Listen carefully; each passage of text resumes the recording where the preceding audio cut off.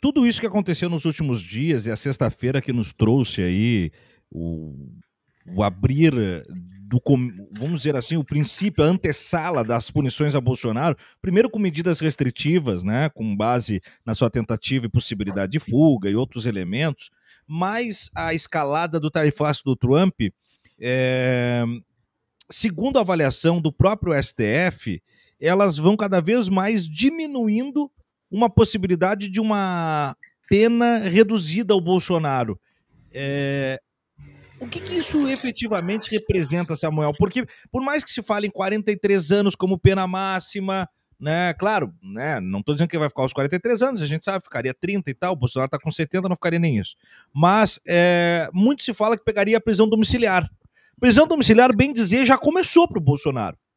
Porque ele está com a tornozeleira, ele pode se deslocar, mas das 19 às 7, das 7 da noite às 7 da manhã, ele tem que estar em casa, né? Ele não pode usar redes sociais, não pode falar com 2 dos seus 4 filhos, dos seus 5 filhos, né? Tem mais a Laura, que a gente esquece. Embora eu acho que não fale com ela. Ele não pode se comunicar com outros réus, que é, bem dizer, o seu entorno, né? O que seria punir mais o Bolsonaro do que já começou a ser punido desde sexta-feira? Thiago, dá para punir mais, sim. Eu entendi teu ponto, mas eu tenho certeza de que o Bolsonaro, ficando sem internet, ficando sem acesso aos cúmplices, né, do crime, que por acaso são parentes dele, eu tô com muito problema com essa narrativa de que, tadinho do Bolsonaro, ele não tá podendo falar com os filhos. Ora, nenhum... Não, isso é cruel demais, no comparativo a tudo que se teve com outras personalidades de mesma condição, né? Vamos pegar não, o pai que está sendo punido, é o criminoso, gente. Não, são criminosos que não estão podendo se comunicar, não é um pai e um filho, né?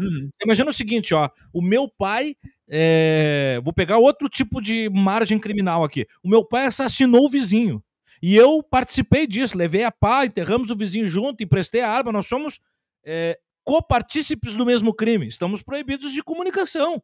Pronto. Bom, não vou nem falar do caso do Lula, que teve proibição de falar com o neto, que depois foi escoltado como se fosse o chefe da máfia italiana, escoltado pela polícia para ir no velório do próprio netinho. Eu não vou falar de pais que foram alijados de falar com seus filhos e filhos com pais e sobrinhos com tios e tias e netos com avós por conta de pandemia e por conta dos crimes do bolsonarismo. Bom, não vou nem chegar nesse lugar. O que eu quero dizer, Samuel, é o meu medo, porque o que eu queria? Eu queria que o Bolsonaro pegasse os 43 anos na pinha e ficasse em regime fechado num presídio, pode ser um presídio militar, eu não diria que ele vai para Papuda, para Tremembé, não diria isso. Mas eu não vejo que ele terá outro destino que não a prisão domiciliar. É isso que eu tô preocupado, e é esse o motivo da pergunta. A prisão domiciliar já começou. Eu acredito que ainda não está definido isso não, sabe, Thiago? Que ele não vá cumprir pena em regime fechado. Porque se você prestar atenção, você tem gente com problemas de saúde, com idade mais avançada que ele, que cumprem em períodos e, claro, oscilam, né? Aí a defesa também apresenta, a gente está numa democracia, se apresentar elementos que provem a necessidade de... pode ficar, até em última hipótese, num hospital penitenciário. Nada impede, entendeu? O benefício de você cumprir a pena numa medida menos gravosa do que a restrição completa, né, dentro de uma penitenciária, ele é um benefício que tem que ser sopesado diante da necessidade do réu, no caso de questão de saúde, mas também do crime cometido, da pena que falta ser cumprida ainda. E no caso do Bolsonaro, a pena vai ser gigantesca, porque a quantidade de crimes que ele cometeu é gigantesca.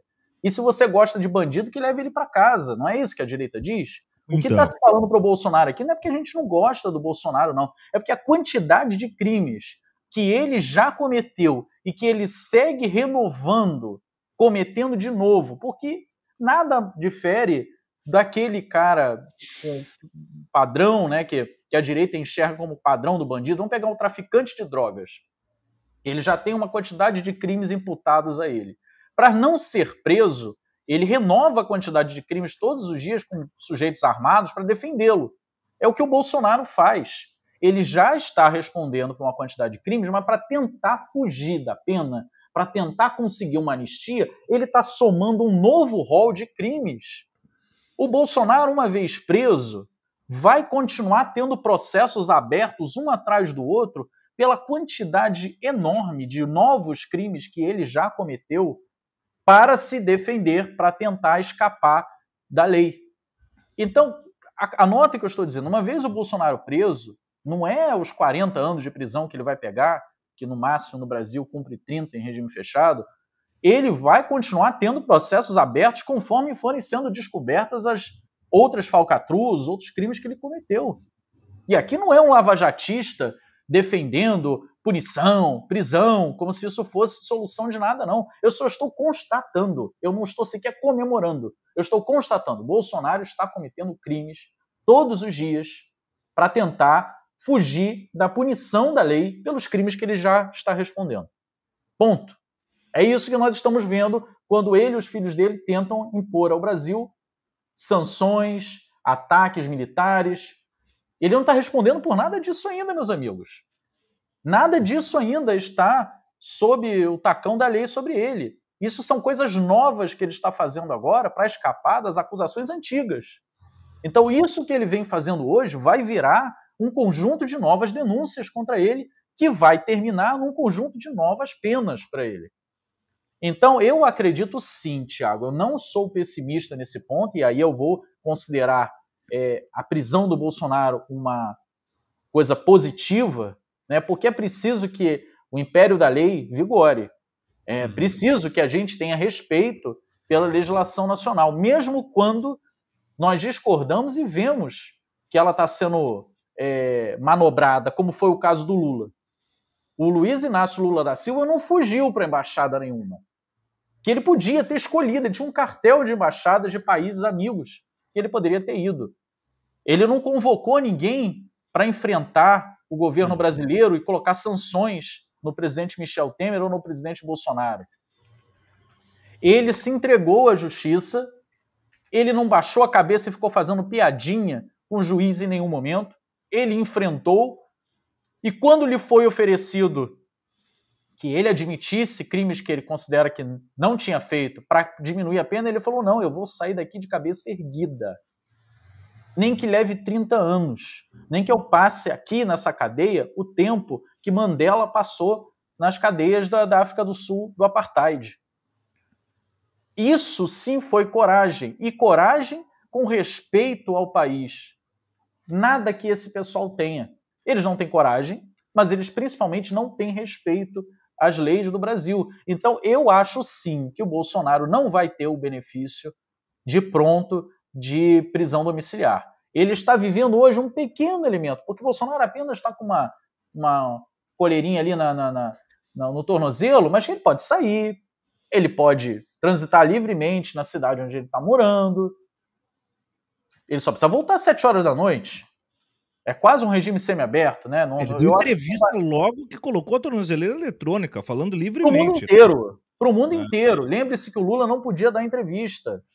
O Lula foi proibido pelo Fux. Nas férias do ministro que cuidava do processo, que era o Lewandowski, o Fux, que agora não sofre penalização dos Estados Unidos, coincidentemente só o Fux e os 2 bolsonaristas do Supremo, né? Porque em Fux we trust, já diziam os lavajatistas. Então os Estados Unidos também confiam no Fux. O Fux foi o cara que, quando o Lula, às vésperas da eleição, foi convocado, foi chamado para dar uma entrevista, proibiu a entrevista. Interferiu no processo de outro ministro para impedir o Lula de dar entrevista. Impediu o Lula de receber candidatos e companheiros de partido que estavam no meio da eleição. Ele tentou realmente silenciar e conseguiu, naquele momento, silenciar o presidente Lula. Nada disso está sendo feito com o Bolsonaro. Bolsonaro atua diariamente para um golpe contra o Brasil, com uma nação estrangeira, e mesmo assim ainda não foi proibido de dar entrevista. Vejam o nível de liberdade que esse país está dando ao Bolsonaro. Ele podia ter sido preso, e eu sou dos que acredito que esse momento era um momento de prisão. Mas, a meu ver, o Alexandre de Moraes, junto com os demais ministros da Suprema Corte, estão escalonando. Eles estão fazendo uma coisa de cada vez, justamente para que ninguém venha dizer, mesmo que fosse uma alegação falsa, mas teria ares de verdade, né, de que é uma ditadura de toga no Brasil, eles estão escalonando as coisas numa morosidade incrível. Já era para Bolsonaro estar preso como golpista. Tem gente que diz que quer pena de morte no Brasil. Eu vou lembrar vocês, existe pena de morte no Brasil. É para deserção militar que está na guerra, que abandona o Brasil, ele tem o direito, o Brasil, a nação brasileira, autoriza a matar. A pena de morte existe no Brasil, meus amigos, se vocês não sabem. É para desertor, é para inimigo da pátria. É o único elemento que autoriza a pena de morte no Brasil. Esse sujeito está traindo o Brasil. E ele é um militar, lembre-se disso. Ele está desertando do Brasil. Pior, ele está conspirando contra o Brasil, sendo militar. Em tese, caberia até a pena de morte para ele. Em tese, eu sei que eu estou fazendo um malabarismo jurídico. Ninguém está propondo aqui que ele seja fuzilado, não. Diferente do que a direita propõe, de fuzilhar os petralhas e tudo mais, eu não estou defendendo, eu estou dizendo apenas que legalmente ele é um militar desertando do Brasil e pior, traindo o Brasil junto com o inimigo. Então, o que nós estamos dizendo é que o Supremo está sendo até extremamente cauteloso, está sendo quase omisso na defesa do Brasil, no nível de punição que ainda está implementando o Bolsonaro diante da gravidade das coisas que ele tem feito. Aí eu vejo aqui no chat um gado ou outro dizendo assim, vai para Cuba, vai para Venezuela. Meu amigo, sabe por que em Cuba e na Venezuela não tem Bolsonaro? Não tem traidor da pátria? Não tem ninguém vendendo Cuba e a Venezuela para um país estrangeiro? Justamente pelo motivo que você está dizendo para ir para Cuba e para a Venezuela. É porque lá se defende o país. Mas eu vou te provocar. Vai para Miami. E aí eu vou usar a frase do Thiago aqui na abertura dele. Vai para qualquer cidade dos Estados Unidos e tenta fazer o que esses traidores estão fazendo para ver qual é a pena que você vai sofrer. É essa pena que nós acabamos de falar aqui. É pena de morte. Não é prisão perpétua, não. Você vai para cadeira elétrica. Vai para injeção letal. E aqui eu não estou, mais uma vez, por favor, não distorçam o que eu estou falando. Não estou defendendo que o Brasil adote a pena de morte, mas eu estou dizendo que nos Estados Unidos, que é o país da liberdade, que vocês costumam dizer, o Bolsonaro, esse país puniria o Bolsonaro com a morte pelas coisas que ele está fazendo no Brasil se ele fizesse contra os Estados Unidos. E aí, bugou a sua cabeça? Mas se ele fosse para Cuba e para Venezuela, possivelmente ele teria punição semelhante. Porque isso é defesa do país, é defesa da soberania, é o mínimo do campo de jogo. Sim. Você não pode defender a democracia e aceitar que pessoas defendam a ditadura e ajam por uma ditadura no país. É o paradoxo da tolerância do Karl Popper. Uhum. Você não pode ser tolerante com o intolerante. Senão não existe campo de jogo para ser tolerado. E esse é o problema do bolsonarismo, sabe? Ele fica... ao mesmo tempo que ele fica embebecido de alegria, de inveja dos Estados Unidos, pela potência dos Estados Unidos, os Estados Unidos é a potência que é, porque eles têm um projeto de nação imperialista que eles projetam para o mundo inteiro. E eles não aceitam desertores, eles não aceitam traidores. Como qualquer nação não pode aceitar. Quando outros países sonham, tentam minimamente implementar uma mesma visão, uma visão nacionalista de defesa do seu país, que sequer pretende invadir outros. Estou nem dizendo que chegar igual aos Estados Unidos no imperialismo, mas um projeto de país que defenda a soberania nacional. Aí eles dizem que é ditadura. O que eles acusam a Venezuela de fazer, eles elogiam os Estados Unidos de fazer. O que eles acusam Cuba de fazer, eles elogiam os Estados Unidos de fazer. Então eles não têm problema nenhum com a forma como a Venezuela e Cuba lidam com seus traidores, porque eles batem palma quando é os Estados Unidos.